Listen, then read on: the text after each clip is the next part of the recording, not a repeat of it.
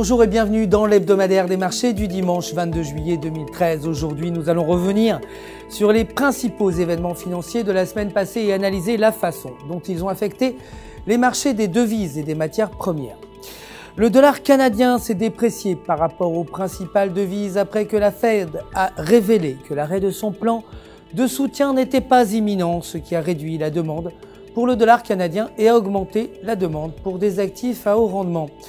Un nombre de devises menées par le peso mexicain ont rallié contre le dollar canadien, malgré le fait que le pétrole brut, le principal produit d'exportation du Canada, a atteint un niveau record en 16 mois. Le dernier cours du dollar canadien était de 1,0364, soit une baisse de 0,11%. Le dollar australien et néo-zélandais se sont renforcés après que la Banque populaire de Chine a annoncé qu'elle permettrait aux prêteurs d'exercer plus librement l'établissement des coûts d'emprunt. La Banque populaire de Chine a également annoncé qu'elle allait supprimer le plafonnement des taux d'emprunt proposés aux coopératives rurales. Le dollar australien et néo-zélandais ont tous deux bondi après cette annonce, résultant d'un optimisme grandissant que la croissance chinoise et la libéralisation supplémentaire allaient booster l'économie de la Nouvelle-Zélande et de l'Australie.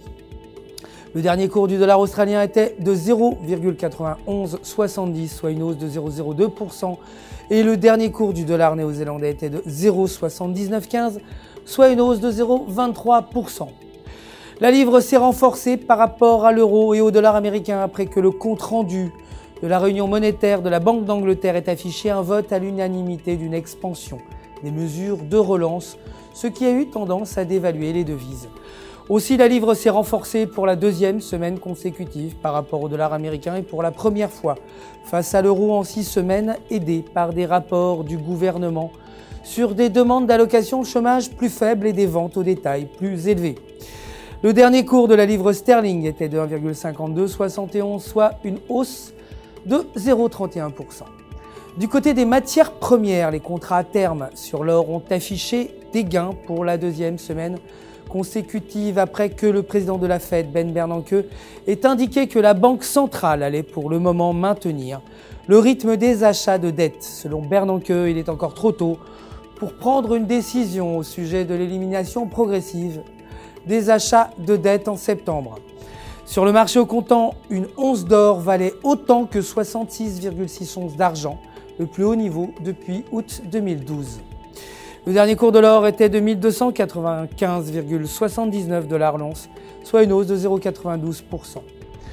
Pour la première fois en 3 ans, le pétrole Western Texas Intermediate est devenu plus cher que le pétrole de Brent. De meilleurs pipelines et l'utilisation des voies ferroviaires pour le transport ont contribué à dégager le goulot d'étranglement dans le transport de WTI.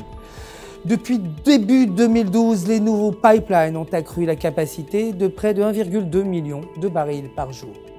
Le dernier cours du pétrole brut était de 107,87 $ le baril, soit une hausse de 0,06%. C'est la fin de notre édition des actualités financières de la semaine passée. Nous espérons que vous avez apprécié cette analyse et que vous serez avec nous demain matin pour le début de la semaine de trading avec les dernières actualités des marchés. D'ici là, restez en notre compagnie sur www.ufxmarkets.com/fr. Pour tous vos besoins de trading, votre conseiller personnel répondra bien entendu à toutes vos questions. Le centre d'assistance du FX Market vous souhaite une excellente journée de trading.